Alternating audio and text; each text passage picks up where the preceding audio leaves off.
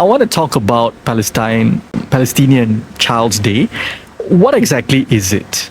So, Palestinian Children Day was added to the Palestinian national calendar back in 1995 when the Palestinian Authority, or the government of the Palestinian Authority, signed the CRC, which is the International Convention on Children Rights. And that happened in April 5th, 1995. And since then, as a signatory of that a convention, the Palestinian Authority or the government of Palestine would have to play a role in the protection of Palestinian children. We have that day since then, or since the year 1995, and now what has been happening since 1995 is nor the Palestinian government and Palestinian law enforcement have been able to or allowed to provide any form of protection for Palestinian children from the main eliminator of Palestinian children, which is the State of Israel. The State of Israel have shown year in, year out its obsession with murdering Palestinians. The public opinion of the State of Israel, you have Israelis, that would chant there are no schools left in Gaza because there are no children to go to school. Palestinian children should not grow up to be traumatized. They should not be allowed to grow up at all. You have this kind of sadistic form of savagery that is entertained by Israeli public opinion, by Israeli army, where it's rooted on the murder of Palestinians, and that's not only a talk. Year in, year out, the State of Israel have proven that it can go above and beyond a human logic in the elimination of Palestinian children. For example, when we're talking about murder as one of the parts of the nature of the State of Israel, more than 35% of victims of Israel's bombardment and violence, we can estimate that nearly 100,000 people were murdered directly as a result of Israel's military actions. Israeli criminals have got away or are getting away with murder of 100,000 people. That's 5% of the population of Gaza alone, right? Between 35 to 40% of the victims who were murdered directly were between the age of 1 day and 18. Here we're talking about just direct murder. One of the things I was shocked about in when we met in December was how far Israeli criminals can go.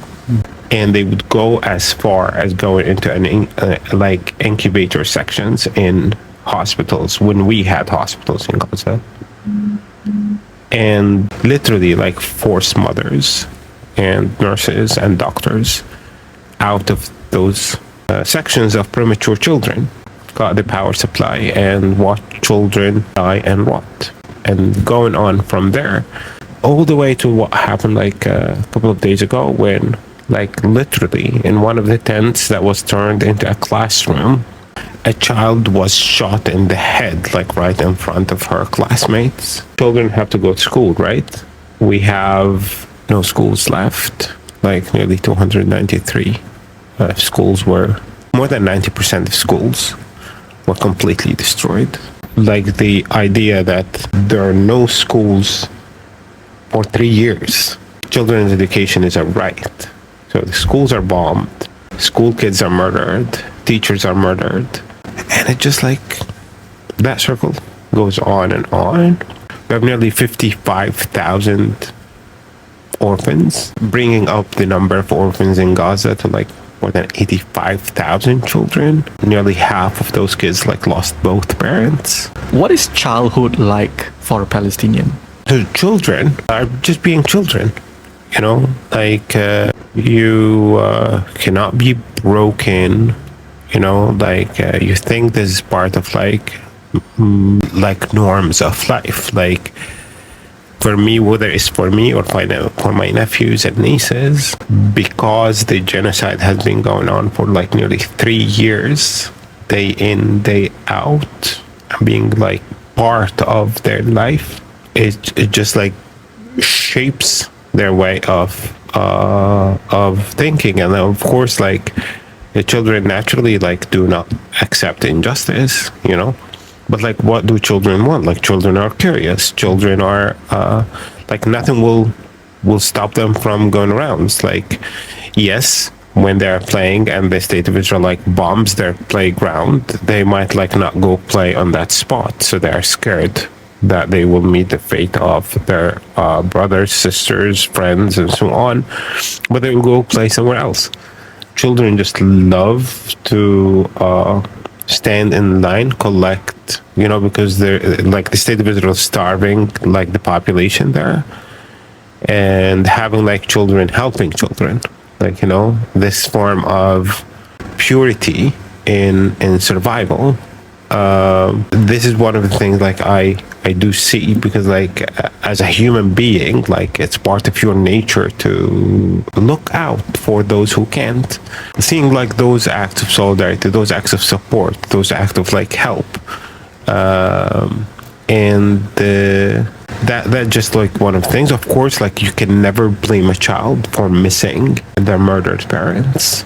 The brokenness that is going on is impossible to actually think about. But like through that brokenness, because like you as a child cannot be broken for a very long time. Like you have to figure out ways of survival. You have to find like points of joy here or there. Like you steal those moments. So like children are being children, seeing like the wreckage being turned into like some kind of playgrounds, seeing like helping with, you know, clearing through some of the rubble in their schools in order to have a classroom, setting up a tent in order to have a class to learn, whether it's math or science or Arabic. Or before 1995, we have an organization that was committed to protection of children. It's called Defense for Children International.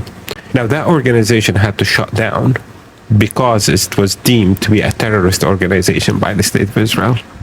So like you have the pedophiles, the rapists, the criminals, The Epstein class. yeah, the Epstein class, you know, considering the terrorists, considering Defense for Children International to be a terrorist organization.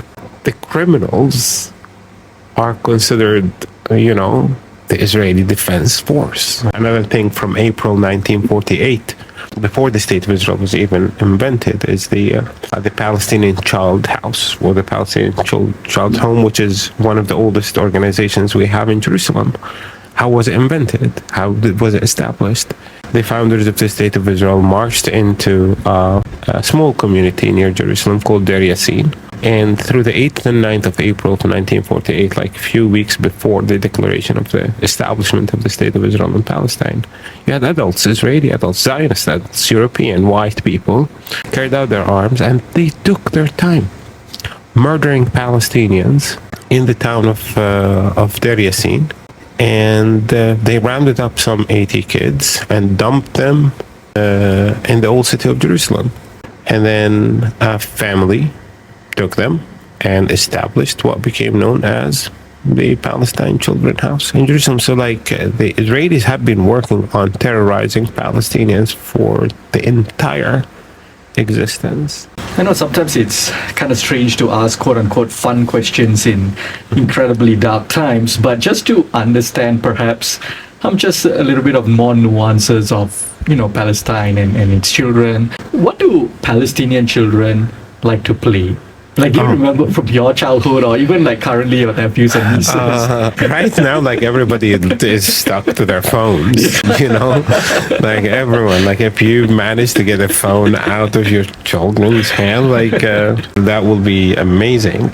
Every generation, like children are like outsmart their parents all the time. In my childhood, like the game we would play is like soldiers and resistance. So the bullies in our neighborhood will play the Israeli soldiers, and the kind ones will play resistance. This is like other kids in other countries playing police and thief, except we are just emulating video games and bad boys on TV, and y'all are emulating real life. Yeah, and like for us, it's like it is real life. But we also like enjoy a good game of football. Like football is a very popular game. Marbles is like that's at least for my childhood. It's just like whatever you have at your disposal.